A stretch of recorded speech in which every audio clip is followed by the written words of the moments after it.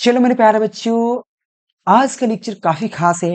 Inter परीक्षा के लिए अगर आप तैयारी कर रहे हैं और आप भी चाहते हैं कि 450 प्लस लाया जाए, तो आपके लिए सबसे बेहतरीन जो यूट्यूब चैनल आपको बता रहे, बिल्कुल फ्री क्लास दी जाएगी।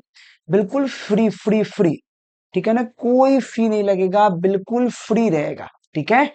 और यह जो पूरे चैप्टर वाइज आपको तैयारी कराई जाएगी, पूरे मोस्ट इंपोर्टेंट क्वेश्चन का, जिस तरह से आप कोचिंग क्लास जाते हो, समय को बर्बाद करते हो, यह समय बर्बाद नहीं होने वाला है। बस आपको क्या करना, माइंड सेट याद रखना। माइंड सेट यूट्यूब चैनल को सब्सक्राइब कर लेना है और बेल आइकन दबा लेना है, न्यू चैनल है। ठीक है। तो आज का लेक्चर है विद्युत आवेश तथा क्षेत्र, क्लास 12 के फिजिक्स का। चैप्टर नंबर 1 है विद्युत आवेश तथा क्षेत्र, इलेक्ट्रिक चार्ज एंड फील्ड, जिसका हम टॉप 10 इंपॉर्टेंट सब्जेक्टिव क्वेश्चन देखने वाले हैं। 10 नंबर उठाना है आपको, 100% गारंटी वाला, तो आपको ध्यान रहे। चलिए लेक्चर को शुरू करते हैं बिना देरी किए हुए। तो सबसे पहला क्वेश्चन आपके सामने कुछ इस प्रकार से आता है। क्वेश्चन नंबर 1 कहता है, आवेश का संरक्षण का सिद्धांत क्या है। यह क्वेश्चन आपको बिहार बोर्ड के एग्जाम में 2020 और 2022 के एग्जाम में पूछा गया है। तो आवेशों का संरक्षण का सिद्धांत कहता क्या है। मेरे प्यारे बच्चों, आपको बार बार इस चीज को क्लियर करता हूं। ये जो आवेश होता है, चार्ज, ठीक है ना, चार्ज, चार्ज की बात करते हैं, आवेश। यह आवेश एक ऐसा शब्द है, एक ऐसा पदार्थ, सब्सटेंस कह सकते हैं आप, जो कभी नष्ट नहीं कर सकते आप। आवेश जो होता है उसको कभी भी आप नष्ट नहीं कर सकते हैं, न इसको उत्पन्न कर सकते हैं। बस एक रूप से क्या कर सकते हैं, एक रूप से दूसरे रूप में रूपांतरित कर सकते हैं। क्या कर सकते हैं, एक रूप से दूसरे रूप में इसको बदल सकते हैं। जैसे कि यहाँ पे कहा गया कि ब्रह्मांड में जो भी आवेश है, यहाँ पे एक शब्द, ब्रह्मांड में कुल आवेश संरक्षित रहता है। मैंने कहा कि ब्रह्मांड जो होता है उसमें कुल आवेश जो है संरक्षित है। इसको आवेश को न तो उत्पन्न किया जा सकता है और न इसका विनाश किया जा सकता। आई मीन, न तो हम आवेश को नष्ट कर सकते हैं, न तो उत्पन्न कर सकते हैं, और न इसका विनाश कर सकते हैं। तो भाई कर क्या सकते हैं, तो बस इसको हम एक रूप से दूसरे रूप में रूपांतरित, आई मीन बदल सकते हैं। यहाँ पे रूपांतरित किया जा सकता है। आवेशों का संरक्षण का सिद्धांत कहलाता है। मैंने फिर से रिपीट कर रहा हूं बार बार, देखो ब्रह्मांड में जो भी आवेश है वो संरक्षित होता है भैया जी। वो कभी भी नष्ट नहीं हो सकता, ना उत्पन्न कर सकते हैं, ना उसका विनाश कर सकते हैं। बस एक रूप से दूसरे रूप में बदल सकते हैं। सपोज डेट, एग्जाम्पल के लिए आप, जैसे कि आप ले सकते हो, हाँ, इस प्रकार से घास। घास जो है बेसिकली कैसे हुआ, अगर मान लिया जाए, जैसे घास या कोई भी शब्द वस्तु ले लिया जाए, गोबर, गोबर है, आप भैंसी गाय के गोबर होता है जिसको उपला बनता है। तो उसी तरह से गोबर, गोबर क्या हुआ, धरती पर गया, तो धरती, वहां से गोबर से घास निकला, घास गाय खाया। ठीक है। उस तरह से गाय ने, उसके बाद एनर्जी गाय में चला गया। पहले मिट्टी में था, मिट्टी से घास में गया, घास से गाय में गया, गाय से दूध बना, दूध से मनुष्य के पास आया, मनुष्य भी अपने कुछ सब्सटेंस के बाहर अपने एनर्जी के बल पे फिर उसको पृथ्वी पर लाया, फिर वहां से फिर घास उगा, फिर गाय खाया। मतलब ये रूपांतरित होता रहता है। पहले था गाय के, जैसे कि ऑक्सीजन, सपोज डेट हम ऑक्सीजन लेते हैं। अगर मनुष्य ऑक्सीजन लेता है, O2 लेता है, और एक छोड़ता क्या है, CO2, यानी कि कार्बन डाइऑक्साइड छोड़ता है। मनुष्य की छोड़ता क्या है, कार्बन डाइऑक्साइड। तो ऑक्सीजन को ग्रहण किया, फिर उसके अंदर रूपांतरित हो गया, चेंज हो गया, बदल गया। क्या बदल गया, कार्बन डाइऑक्साइड में। और कार्बन डाइऑक्साइड में बदला तो सही, लेकिन कार्बन डाइऑक्साइड फिर कौन लिया, पौधा, क्या लिया, पौधा। और पौधा फिर क्या छोड़ा, वो ऑक्सीजन छोड़ा। यानी कि पौधा ऑक्सीजन छोड़ता है तो हम लेते हैं, हम कार्बन डाइऑक्साइड छोड़ते हैं तो पौधा लेता है। यानी कि यह चेंज होता रहता है। यही आवेश का संरक्षण का सिद्धांत कहता है। तो समझ में आया। अगले क्वेश्चन की बात कर लेते हैं। 2 नंबर क्वेश्चन आपसे कहता है कि आवेश, यहाँ पे विद्युत क्षेत्र की तीव्रता क्या है, ये सही मात्रक लिखे। यानी कि इलेक्ट्रिक फील्ड डेंसिटी की बात करता है। और ये क्वेश्चन 2020 और 2024 के एग्जाम में पूछा गया है। बिहार बोर्ड की बात कर ले तो मोस्ट इंपोर्टेंट क्वेश्चन हो जाता है। देखिए, विद्युत क्षेत्र की तीव्रता की बात की जाती है तो सीधा इस तरह से आप समझ सकते हैं। मान लीजिए इलेक्ट्रिक फील्ड है, यह विद्युत क्षेत्र है। ठीक है, विद्युत क्षेत्र है। मान ले विद्युत क्षेत्र कुछ इस प्रकार से बनेगा, क्योंकि विद्युत क्षेत्र जो होता है कुछ क्रिएट करता है, ऐसे चीज का अनुभव कराता है। तो यहाँ पे विद्युत क्षेत्र मान लिया जाए, ये विद्युत क्षेत्र है, इस प्रकार से क्षेत्र क्रिएट हो जाएगा। तो कहता है विद्युत क्षेत्र में रखे किसी बिंदु पर, मान ली इस बिंदु पर Q आवेश है, इस आवेश के कारण, यानी कि इस पर कोई बिंदु आवेश है और यहाँ पे कोई बिंदु आवेश रखा गया है Q। तो सिंपल कहता है कि विद्युत क्षेत्र में रखे किसी एकांक धनावेश, यह मान लीजिए जो Q है यह परीक्षण आवेश है। एकांक धनावेश को हम लोग परीक्षण आवेश भी कह सकते हैं। एकांक धनावेश है तो इस आवेश के कारण, यानी कि इस आवेश के कारण इस आवेश पर जो बल लगेगा, फोर्स लगेगा, उसे हम विद्युत क्षेत्र की तीव्रता कहेंगे। तो डिफिनेशन में क्या लिखेंगे, विद्युत क्षेत्र के किसी बिंदु पर रखे एकांक धनावेश पर जो बल लगता है, यानी कि इस एकांक धनावेश पर जो फोर्स लग रहा है, जो बल लगता है, उसको हम उस बिंदु पर विद्युत क्षेत्र की तीव्रता कहते हैं। क्या कहते हैं हम उसको, विद्युत क्षेत्र के तीव्रता कहते हैं। तो इस चीज का यही हमारा विद्युत क्षेत्र की तीव्रता होता है। तो विद्युत क्षेत्र की तीव्रता क्या हुआ, इसके कारण यहाँ पे विद्युत क्षेत्र है, विद्युत क्षेत्र के कारण इस पर जो बल लगा, ठीक है ना, बल लगा, तो कितना बल लगा, तो सिंपल समझिए, इस पर बल लगा, यहाँ पे E बराबर क्या हो जाएगा, F बटे Q हो जाएगा। ये अब इसके लिए विद्युत क्षेत्र की तीव्रता का सूत्र हो जाता है। तो विद्युत क्षेत्र के किसी बिंदु पर रखे एकांक धनावेश पर जो बल लगता है, उस बल को विद्युत क्षेत्र की तीव्रता कहते हैं। ठीक है, इसकी एसआई, और एक ये बात सदिश राशि है। अब विद्युत क्षेत्र की तीव्रता का एक सदिश राशि है, ये ऑब्जेक्टिव में काम आएगा। अगर इसका हम अगर बात करें फॉर्मूला, तो फॉर्मूला कुछ इस प्रकार से होता है विद्युत क्षेत्र की तीव्रता का। तो मैंने अभी जस्ट लिखा, विद्युत क्षेत्र की तीव्रता का जो फॉर्मूला होता है वो E बराबर जो होता है F अपॉन Q होता है। क्योंकि विद्युत क्षेत्र में क्या हुआ, F पर बल लगा, यानी कि इस Q पर बल लगा विद्युत क्षेत्र की तीव्रता के कारण। इसका मात्रक कैसे ज्ञात करेंगे, तो इसी से मात्रक ज्ञात कर सकते हैं। E बराबर F अपॉन Q, इसका सूत्र हो गया। F क्या है, बल, बल का मात्रक होता है न्यूटन, और यहाँ पर Q, Q क्या है, आवेश, आवेश का मात्रक होता है कूलम्ब, इसका मात्रक हो जाएगा न्यूटन बटा कूलम्ब। तो न्यूटन बटा कूलम्ब क्या है, ये विद्युत क्षेत्र की तीव्रता का एसआई मात्रक। तो यहाँ पे देखिए लिखा हुआ है विद्युत क्षेत्र की तीव्रता का एसआई मात्रक न्यूटन बटा कूलाम होता है, गुलाम नहीं कूलाम, ठीक है, या न्यूटन कूलाम इनवर्स कह सकते हैं, यानी कि न्यूटन पर कूलम को हम यह भी लिख सकते हैं, न्यूटन यहाँ पे कूलम इनवर्स भी कह सकते हैं। इसका बीमीय सूत्र की बात की जाए तो विद्युत क्षेत्र की तीव्रता का बीमा जो होता है ml T inverse Q A inverse होता है। तो इस चीज पर थोड़ा ध्यान देना, और आप लोग माइंड सेट यूट्यूब चैनल को सब्सक्राइब कर लेना। याद रखना मेरे प्यारे बच्चों, माइंड सेट यह यूट्यूब चैनल आपके बिल्कुल फ्री क्लास देने वाले हैं, बिल्कुल फ्री क्लास, ऑल विषय का होगा, ऑल विषय बिल्कुल फ्री ऑफ कॉस्ट, डेली आपको क्लासेस दी जाएगी। और अगर आइए चैनल सब्सक्राइब कीजिए, वीडियो को शेयर भी कीजिए, पूरे chapter wise most important question का तैयारी करा दी जाएगी, ताकि आपको पूरे बोर्ड एग्जाम में कोई भी दिक्कत ना हो 450 उठाने में। 450 करने हैं तो mind set YouTube channel subscribe करना है। अगले क्वेश्चन आपसे कहा गया विद्युत द्विध्रुव आघूर्ण क्या है, ये सही मात्रक लिखे। मेरे प्यारे बच्चों बता दे विद्युत द्विध्रुव आघूर्ण होता क्या है, तो देखिए यह कहता है आवेशों के परिमाण और उसके मध्य की दूरी। जैसे कि मान लिया जाए इसमें एक शब्द यूज हुआ आघूर्ण, अगर इससे आघूर्ण हटा दिया जाए, सपोज डेट इस आघूर्ण को हटा दिया जाए, तो एक शब्द बनता है विद्युत द्विध्रुव। तो विद्युत द्विध्रुव का डिफिनेशन क्या कहता है जब दो बिंदु आवेश, जब दो बराबर एवं विपरीत आवेश, यानी कि जब दो बराबर एवं विपरीत, यानी कि आवेश बराबर होना चाहिए। अगर यहाँ पे Q आवेश रख रहे हैं तो यहाँ पे माइनस Q रखना पड़ेगा, बराबर होना चाहिए और विपरीत होना चाहिए। सपोज डेट अगर यहाँ पे इस बिंदु पर आप 10 आवेश रख रहे हैं, 10 कूलम आवेश रख रहे हैं, तो यहाँ पे आपको -10 आवेश रखना पड़ेगा, क्योंकि आपको बराबर भी होना चाहिए और एक दूसरे के विपरीत होना चाहिए। ठीक है, तो सिंपल कहता है विद्युत द्विध्रुव की पहले बात कर रहा हूं, आघूर्ण नहीं, विद्युत द्विध्रुव। तो कहता है जब दो बराबर एवं विपरीत आवेशों को अल्प दूरी, यानी कि अल्प दूरी, मान ली इसके बीच की दूरी 2l है, अल्प दूरी पर रखा जाता है तो विद्युत द्विध्रुव का निर्माण होता है।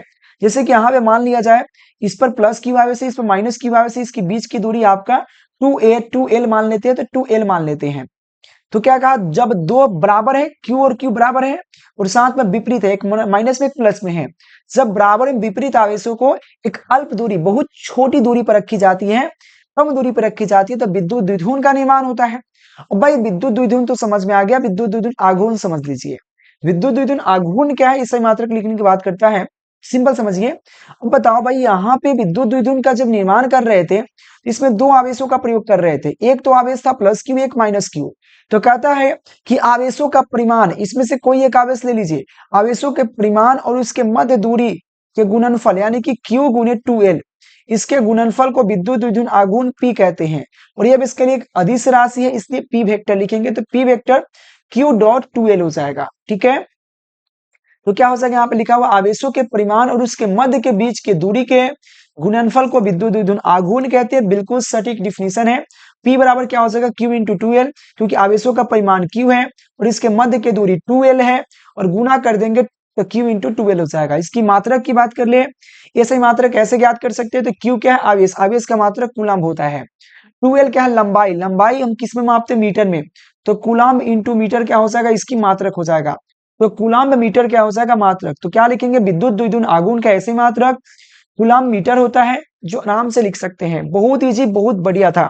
ठीक है, चलिए अगले क्वेश्चन कहता है आपसे कि विद्युत फ्लक्स क्या है, ऐसा ही मात्रक लिखिए। देखो सीधा समझिए कि एक समान विद्युत क्षेत्र में रखे किसी सतह से, देखो यह एक समान विद्युत क्षेत्र है, इसमें कोई सतह रखा गया है, एक सरफेस, और इससे जितना विद्युत फ्लक्स यानी कि विद्युत बल रेखाएं गुजरेगी उसी को हम विद्युत फ्लक्स कहेंगे। जैसे जैसे कि सीधा समझ लीजिए इस प्रकार से कि बारिश हो रही है, बारिश हो रही है, इस बारिश के बूंद में चलनी लेकर खड़ा है, तो बारिश तो हो रही है, चारों तरफ से हो रही है, इस चलनी में है, इस चलनी से जितना बारिश की बूंद जाएगा, क्योंकि थोड़ा सा जाएगा, चारों तरफ हो रही है, तो जितना चला जाएगा, मान लो इस चलनी का क्षेत्रफल ए है और यहाँ पे विद्युत क्षेत्र ई है, तो क्या होगा, ई इंटू ए हो जाएगा, ई इंटू ए हो जाएगा, ये विद्युत क्या हो जाएगा, विद्युत फ्लक्स। विद्युत फ्लक्स को फाइ दर्शाते हैं। तो डिफिनीशन क्या लिखेंगे कि विद्युत क्षेत्र में रखे किसी सतह से, यानी कि विद्युत क्षेत्र में रखे किसी सतह से, मान लीजिए सतह रखा हुआ विद्युत क्षेत्र में, तो विद्युत क्षेत्र में रखे किसी सतह से गुजरने वाले विद्युत बल रेखाओं की संख्या, संख्या विद्युत फ्लक्स कहलाता है। मान लिया जाए इस विद्युत क्षेत्र ई है और इसको सरफेस की एरिया ए है, तो ई इंटू ए क्या हो जाएगा, विद्युत फ्लक्स हो जाएगा। तो डिफिनीशन बहुत क्लियर करके चलता है भाई। यहाँ पे देखो क्वेश्चन है कि सिंपल कहा, विद्युत क्षेत्र में रखे किसी सतह से गुजरने वाली कुल विद्युत बल रेखाओं की संख्या विद्युत फ्लक्स कहलाता है। तो फाइ बराबर क्या होगा, ई इंटू ए, जहां पे क्या हो जाएगा, ये विद्युत क्षेत्र है और विद्युत क्षेत्र में ए क्या है, तो यहाँ पे एक सरफेस रखा हुआ है, उसकी एरिया है, तो सरफेस इंटू ए हो जाएगा। ये अब इसके लिए एक सदिश राशि है, इसलिए विद्युत फ्लक्स एक अदिश राशि है, तो क्या हो जाएगा, ई डॉट ए हो जाएगा। और यहाँ पे डॉट का चिन्ह हटाएंगे तो आपको फाइ बराबर ई ए कोस थीटा, क्योंकि आपने मैथ्स में पढ़ा होगा वेक्टर, वेक्टर में आपको एक चीज पढ़ाया जाता है कि ए डॉट बी जो होता है उसको हम ए बी कोस थीटा लिखना पड़ता है। अगर वही अगर मैथ में मिलता है ए क्रॉस बी लिखेंगे तो ए बी साइन थीटा लिखना पड़ता है। ये अब इसके लिए क्रॉस में देखने को मिलता है। सेम चीज यहाँ पे ई डॉट ए को हम ई ए कोस थीटा लिखना पड़ेगा, तो ये क्या हो जाएगा, विद्युत फ्लक्स हो जाएगा। यह एक अदिश राशि है, स्केलर क्वांटिटी है।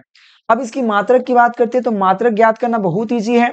मैं मात्रक ज्ञात करना बहुत आसान से बता देता हूँ, कैसे देख लो आप। तो देखा जाए मेरे प्यारे बच्चों, तो क्या है, ई क्या है, विद्युत क्षेत्र, विद्युत क्षेत्र का मात्रक फॉर्मूला हो जाएगा एफ बटे क्यू हो जाएगा, इंटू ए हो जाएगा। आगे चलते हैं, एफ क्या है, कूलम, न्यूटन यानी कि बल, बल का मात्रक न्यूटन, अपॉन क्यू क्या है, क्यू क्या, आवेश, आवेश के मात्रक कूलम, इंटू क्या हो जाएगा, ए क्या है, एरिया, क्षेत्रफल, क्षेत्रफल का मात्रक होता है मीटर स्क्वायर, जिसका मात्रक बन जाएगा। आगे चलेंगे तो क्या हो जाएगा, न्यूटन रहेगा ऊपर, मीटर स्क्वायर रहेगा ऊपर, बटा कूलम हो जाएगा। इसका मात्रक क्या होगा, विद्युत फ्लक्स का, यहाँ पर न्यूटन मीटर स्क्वायर बटे कूलम, या न्यूटन मीटर स्क्वायर पर कूलम कह सकते हैं। देखिए यहाँ पे न्यूटन मीटर स्क्वायर पर कूलम क्या हो जाएगा, विद्युत फ्लक्स का मात्रक हो जाएगा। और इसका बीमीय सूत्र की बात कर ले, M L Q T inverse Q I inverse होता है। ठीक है, आगे चलते हैं। 5 नंबर क्वेश्चन कहता है, आवेशों का आयतन आवेश घनत्व को परिभाषित करे, ए सही मात्रक लिखे। अगर आयतन आवेश घनत्व की बात करते हैं, आवेशों के आयतन आवेश घनत्व होता क्या है, इस पर भी थोड़ी सी हम चर्चा कर लेते हैं, बहुत अच्छा सा है। तो किसी पिंड के एकांक आयतन पर अवस्थित आवेशों की मात्रा आयतन आवेश घनत्व कहलाता है। आयतन किसको ज्ञात होता है, तो आयतन ऐसे वस्तु का ज्ञात होता है जिसमें लंबाई भी हो, चौड़ाई भी हो और ऊंचाई भी हो, यानी कि एल बी एच हो, एल जहां पे लेंथ, बी एच यानी कि लंबाई, चौड़ाई और ऊंचाई होना चाहिए, तभी उसका हम आयतन ज्ञात कर सकते हैं। तो ऐसा तभी हो सकता है जिसमें घन हो, जिसमें लंबाई, चौड़ाई, ऊंचाई हो। तो यहाँ पे आवेशों का आयतन आवेश घनत्व को परिभाषित कीजिए, ऐसे मात्रक लिखना है। तो किसी पिंड, पिंड होता है ऐसा चीज जिसमें लंबाई, चौड़ाई सब हो। तो किसी पिंड के एकांक आयतन, मान लीजिए एकांक आयतन पर उपस्थित आवेशों की मात्रा को आयतन आवेश घनत्व कहते हैं। मान लीजिए पिंड पर उपस्थित आवेशों की मात्रा क्यू है और इस पिंड में क्या है, इस पिंड का आयतन भी है, क्योंकि किसी का भी आयतन भी से दर्शाते हैं, तो लंबाई गुने चौड़ाई गुने ऊंचाई। तो क्या होगा, किसी पिंड के एकांक आयतन पर अवस्थित आवेशों की मात्रा को आयतन आवेश घनत्व कहते हैं। अगर बात मान लिया जाए इस पर उपस्थित आवेशों की मात्रा क्यू है और इसका वॉल्यूम यानी कि आयतन जो है v है, तो q बटे v क्या होगा, ये हमारा आयतन आवेश घनत्व होगा। आयतन आवेश घनत्व को रो द्वारा दर्शाते हैं, रो, इसको रो पढ़ते हैं, p मत पढ़िएगा, इसको p पढ़ते हैं, लेकिन p में इस पर पूंछ निकला रहता है, लेकिन रो इस प्रकार से होता है, ऊपर पूंछ नहीं निकलता है। तो क्या होगा, रो बराबर क्या होगा, q बटे v इसका सूत्र हो गया, जो कि यहाँ पे लिखा हुआ है बगल में। क्या है मेरे प्यारे बच्चों, देख सकते हो आप, रो बराबर क्यू बटे भी, तो आपको पता है सूत्र हो गया। क्यू क्या है, आवेश, आवेश का मात्रा क्या होता है, वी कूलम्ब होता है। वी क्या है, आयतन, आयतन को हम लोग मीटर क्यू कहते हैं, क्योंकि आयतन में लंबाई भी होता है, चौड़ाई भी होता है, ऊंचाई भी होता है। तो यहाँ पे हो जाएगा, सिंपल में क्या हो जाएगा, लंबाई गुने चौड़ाई गुने ऊंचाई, लंबाई को भी मीटर में मापते हैं, चौड़ाई को भी मीटर में, और ऊंचाई को भी मीटर में। तो क्या हो जाएगा, सी अपॉन यहाँ पे एम क्यू हो जाएगा, एम क्यू। तो क्या हो जाएगा, कूलम्ब पर मीटर क्यू क्या हो जाएगा, मात्रक हो जाएगा आयतन आवेश घनत्व का। और याद रखना, आयतन आवेश घनत्व चाहे कोई भी आवेश घनत्व, सब एक अदिश राशि, स्केलर क्वांटिटी है। तो आयतन आवेश घनत्व एक अदिश राशि है। आयतन आवेश घनत्व का मात्रक कूलम्ब पर मीटर क्यू होता है। और आयतन आवेश घनत्व का बीमा सूत्र क्या होगा, आवेश, आवेश का होता है आईटी या एटी कहते हैं, आवेश का बीमा होता है। और मीटर का होगा लेंथ, तो लेंथ क्यू हो जाएगा, तो आईटी एल इनवर्स क्यू हो जाएगा। आपको समझ में आया होगा, नहीं आया फिर भी कमेंट करने का प्रयास कीजिएगा। और आप लोग माइंड सेट यूट्यूब चैनल को सब्सक्राइब कर लीजिए, आपको बिल्कुल फ्री ऑफ कॉस्ट, याद रखना फ्री, बिल्कुल फ्री ऑफ कॉस्ट ऑल विषय का आपको क्या होगा, क्लासेस चलेंगे, जिसमें आपका टेलीग्राम भी है, टेलीग्राम ज्वाइन कर लेना, माइंड सेट टेलीग्राम को, ठीक है। प्लीज आपसे रिक्वेस्ट है, पीडीएफ आपको फ्री ऑफ कॉस्ट प्रोवाइड करा दी जाएगी।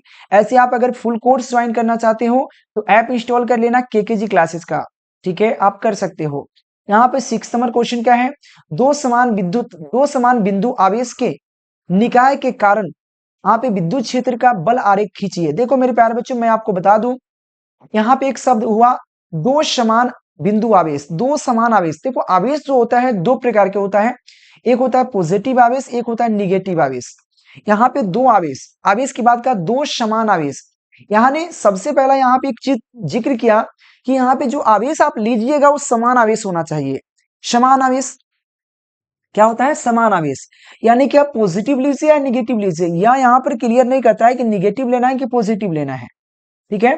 तो दो समान, यहाँ पे दो समान बिंदु, यहाँ पे बिंदु आवेश के निकाय के कारण विद्युत क्षेत्र, यहाँ पे विद्युत क्षेत्र के बल रेखाएं खींचना है। देखो इसमें प्लस ले सकते हो माइनस, यानी कि एक प्लस क्यू आवेश होता है, एक माइनस क्यू आवेश होता है, क्योंकि आवेश दो प्रकार के होता है, एक धनात्मक आवेश, एक ऋणात्मक आवेश। अगर सपोज डेट यहाँ पे हम धनात्मक ले रहे हैं दो आवेश, इससे क्या होगा, आवेश निकलेगा, सपोज डेट यहाँ से आवेश निकला तो चारों तरफ निकलेगा, और यहाँ पर जैसे इधर इधर से भी निकलेगा तो यह मुड़ जाएगा। यह मुड़ेगा क्यों, मैं बताता हूँ, यह मुड़ेगा क्यों मैं बता देता हूँ आपको, अभी जस्ट बताऊंगा। यहां से मुड़ना प्रयास करेगा, ये पूरी तरह से मुड़ जाएगा, ये मुड़ जाएगा, क्यों मुड़ेगा मैं बता देता हूं आपको। सिंपल, ये भी प्लस आवेश है, ये भी प्लस आवेश है, और कभी भी प्लस प्लस में क्या होता है, विकर्षण होता है, यानी प्लस प्लस एक दूसरे से दूर भागता है। तो आप ही बताइए, ये भी प्लस आवेश है, इधर से भी आवेश देगा और ये इधर से भी आवेश देगा, ये दोनों एक दूसरे से बैंड हो जाएगा, क्योंकि यह दोनों एक दूसरे के दूर भगाने का प्रयास करेगा, और दूर भगाने की वजह से यह क्या होगा, मुड़ जाएगा, यहां से मुड़ जाएगा। और इधर तो कोई दिक्कत नहीं है, क्योंकि दो समान आवेश, अगर यहाँ भी प्लस है तो यहाँ भी प्लस होना चाहिए। सपोज डेट अगर माइनस वाला लेना है तो कोई बात नहीं भाई, आप माइनस वाला ले सकते हो, कोई दिक्कत नहीं है, ठीक है, माइनस वाला भी आप यूज कर सकते हो। सपोज डेट आपको पता ही है कि जब दो बराबर आवेश होता है, अगर यहाँ पे माइनस माइनस है, तो अगर आवेश इधर जाएगा या इधर जाएगा, सिंपल एक दूसरे से विपरीत भागता है। अगर आवेश इधर निकल रहा है सिंपल वेस में, तो क्या होगा, ये दूर भागने का प्रयास करेगा, ठीक है,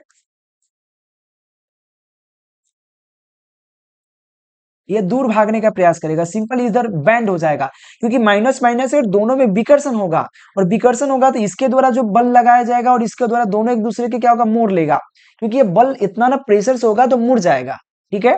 तो अब इसके लिए दो समान बिंदु आवेश के निकाय के कारण विद्युत बल रेखा की रेखा खींची गई है, जो 2 मार्क्स में आपसे पूछा जाता है। ऐसे बगल में सभी का डेट मेंशन किया गया ताकि आपको कोई प्रकार की दिक्कत ना हो। और डेली आपको क्लासेस दी जाएगी यहाँ पे, बिल्कुल फ्री ऑफ कॉस्ट, कोई चार्जेस नहीं है मेरे प्यारे बच्चों।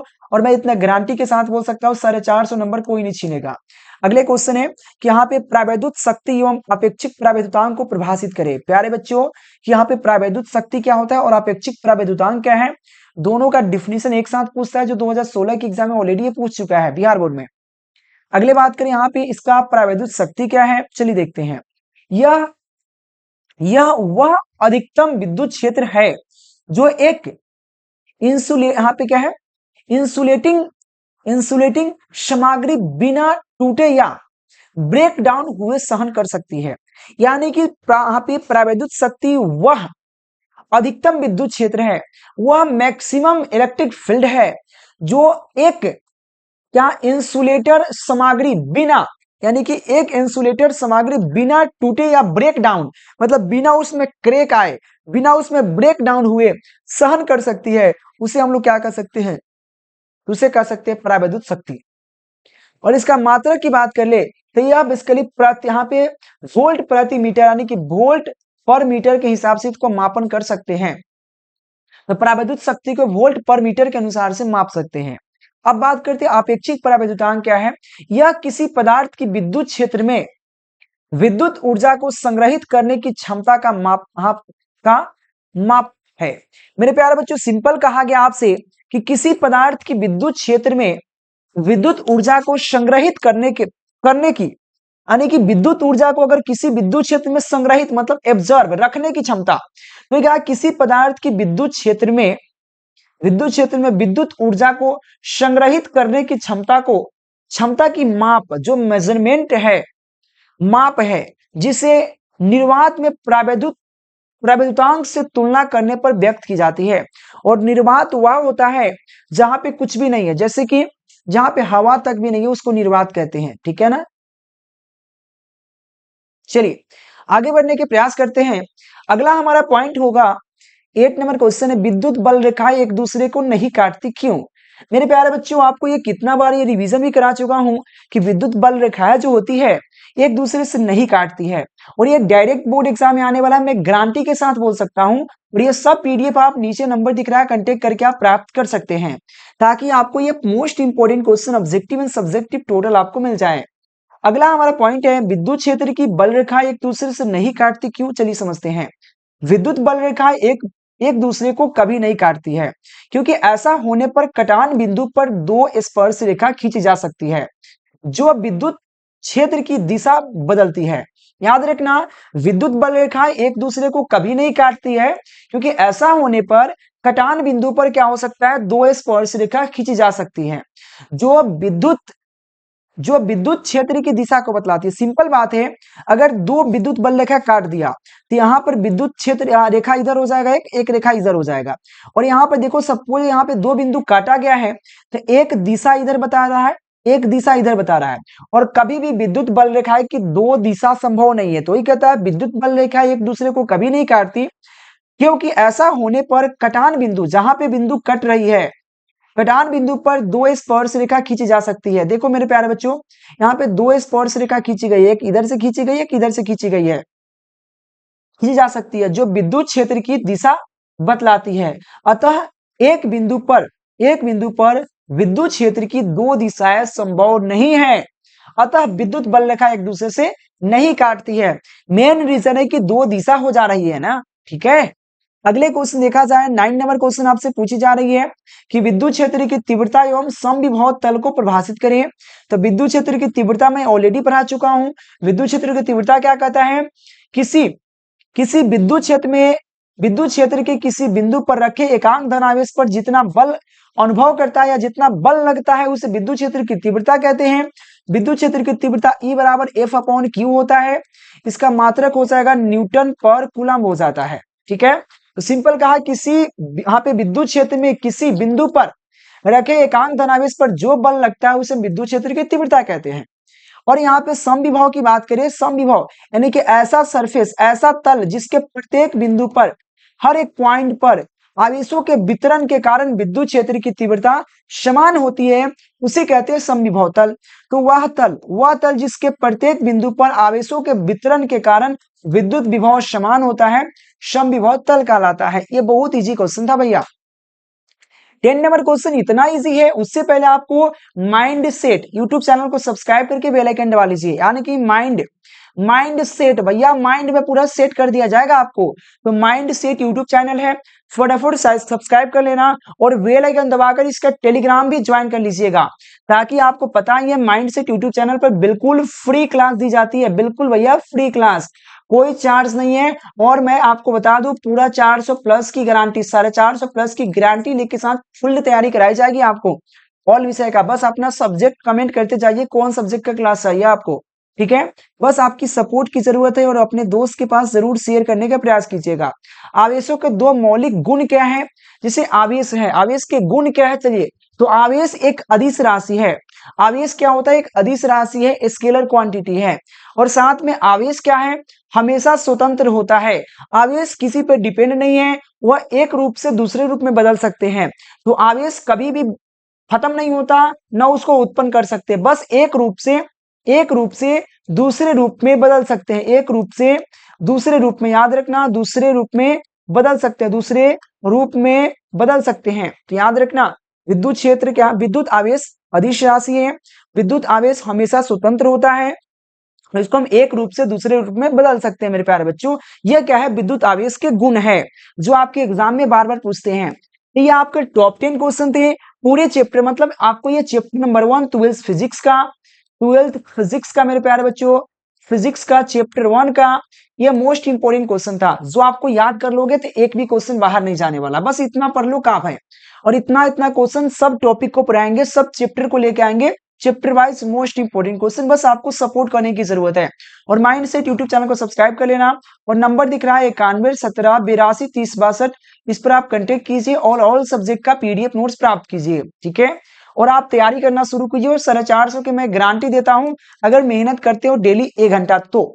थैंक यू मेरे प्यारे बच्चों, और मिलते हैं नेक्स्ट लेक्चर के नेक्स्ट वीडियो के साथ। तब तक के लिए बाय बाय मेरे प्यारे बच्चों, जय हिंद, टेक केयर।